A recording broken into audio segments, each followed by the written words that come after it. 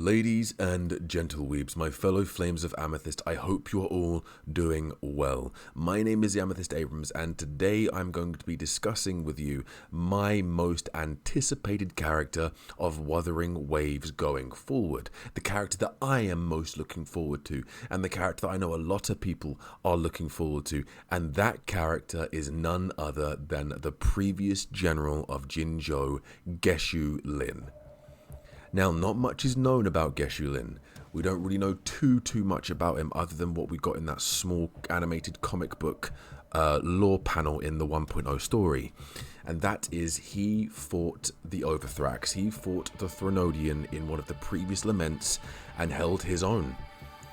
He was a very strong individual, and he led his troops into battle. He filled them with great morale. He was a great general. He's a very powerful general. He was a very strict general. He didn't take shit from anyone.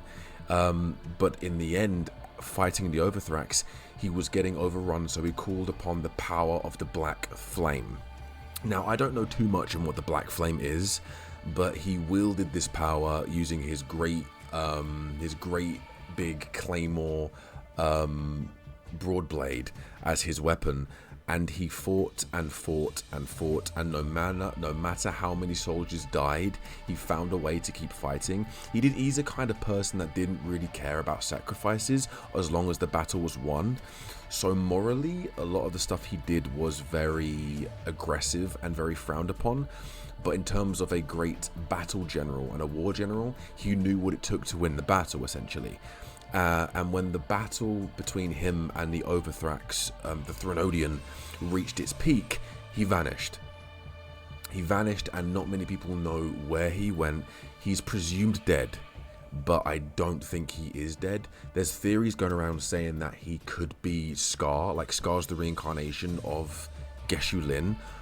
And the only thing they have going about that is the fact that the Tacit mark is both of their Tacit marks, Scar's and Gesu Lin's Tacit mark, is in the exact same place. And there was like one other thing that someone brought to my attention. I can't remember what it was though, the reason why they could be the same person. But regardless, the fact that it wasn't confirmed that he died in that fight, it was presumed dead, and his sword was found. Like, his sword was laying on the battlefield, but the body was missing. We don't know what happened to him. He called upon the power of the Black Flame, which is great power, but dark power. But because of the casualties and because of how bloody that battle was, after the fact and after the aftermath of the battle, essentially, the people started to essentially resent him. People started to give him a bad rap, bad credit, bad reputation, because of the kind of person that he was. And even in the story, in the 1.0 story, when you're playing as Jian and you have like the image of Gesu Lin like talking over you, like talking, but like sort of being like the angel and the demon on the shoulder, and Gesu Lin sort of whispering in your ear saying like, let go of that hate, doesn't matter how many soldiers are sacrificed, the battle must be won at all costs.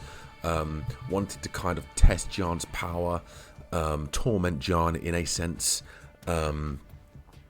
And I do believe they're teasing him coming back, and I do believe that he will be a villain, but a summonable character as well.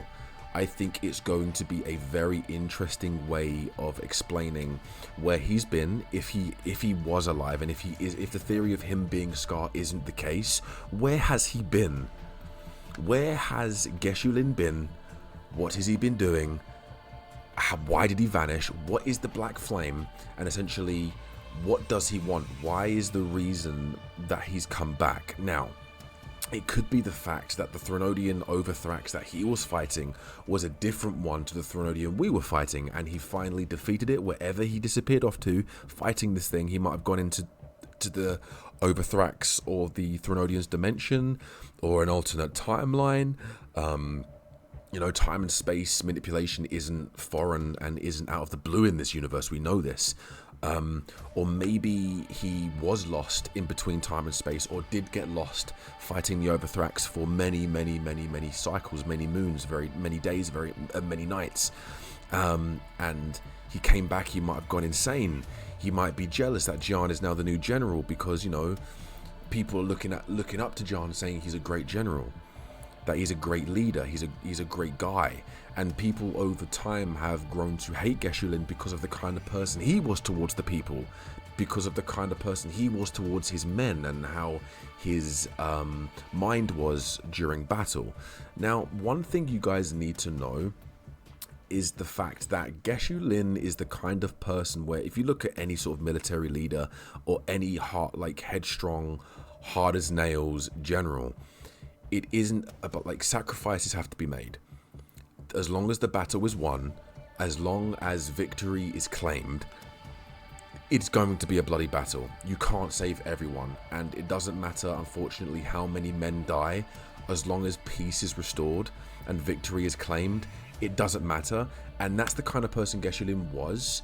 Because even in that bit where like I said, when you find as Jan, he was like, no matter how many soldiers I sacrifice, no matter how many men fall on the battlefield, victory must be claimed, or something like that. Like, he says something along those lines to Jan. And Jan's principles and Jan's ideals are very different. You know, he's always on the front line defending his men. He's always the first one there. If anyone needs help, he's there. If anyone needs advice, he's there. If anyone's in trouble, he's there. But also at the same time, Gesu seems like the kind of person that doesn't really take no for an answer. So for all we know, his men feared him, and the reason why they followed him in the battle might not have been because of the amount of morale they filled. It might have been fear that they felt, and fear that filled their bodies. So for him to say, you're going into battle and you're not stopping, they might have thought, well, if I don't choose to go into battle, what will become of me? What will he do to me? You know, we don't know. Like, there's loads of things about this character that really intrigue me. Like, what's he gonna do if he comes back? Like, if he is alive, like, where has he been all this time? Like, what made him become the previous general? Did Jue chose him? Did someone else choose him? Like, who chose him to become the general of Jinzhou, of the Midnight Rangers? Like, we don't know this information. But why give us that kind of information and those kind of teases if you're not going to give us the character in the future, or at least a character story arc around who he is or who he was? You know, it might be the fact that we might get a Jan story part 2, and Gesu might be introduced in that. We genuinely do not know. But not just that, that's not the only reason why I really want, and why many people want this character. It's also the fact that the design of this character is very, very impressive. You know, like with the black garments, with the white striped or silver striped dragon along him. He's got the neck beads. He's got the bright golden yellow eyes. He's got the long silver hair. Not quite the same as Calcaro, but he does have that style. He has a broad blade. And his sword does look cool, by the way. Like, if you guys know, if you guys know what his sword looks like, his broad blade, like his claymore, looks insane. Like, his weapons and his design is something that is very appealing to the eye. In my opinion, anyway. But he's definitely one of my, if not the most anticipated character for me, going forward. For instance, like, I don't think there's another character at the moment that I've seen in any of the game's format, story, or content, or whatever, that has piqued my interest as much as Gesu. Like, I'm interested in seeing what Camellia has to say. I'm interested in seeing if Jan becomes playable. Like, you know, the actual combat general, like the training master, he looks very detailed and looks like he could be a character in the future. Like, I would be interested to see if he would become a character, because he's pretty cool to look at and he sounds pretty cool. But I think there's too many aspects of why I like Gesu, why I really want Gesu, and his design and his backstory and what potentially has happened to him and what would be his motive coming back is what interests me the most. And also, I want to know what the power of the Black Flame is and what he was conjuring. And also, they've made him sound like an utter badass and a very powerful person. So imagine what his animations and imagine what he would play like. Like, what his animations would look like and what he would play like. Like, he would be such a fun character. I feel like it would be wrong not to make him a busted character, though. Like, you'd kind of need for him to be a busted character or a very powerful character, right?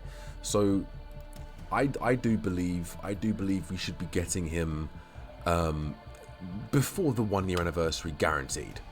I think by 1.4 we should get an announcement or a tease or something more to do with him. But who knows? That's he's hoping.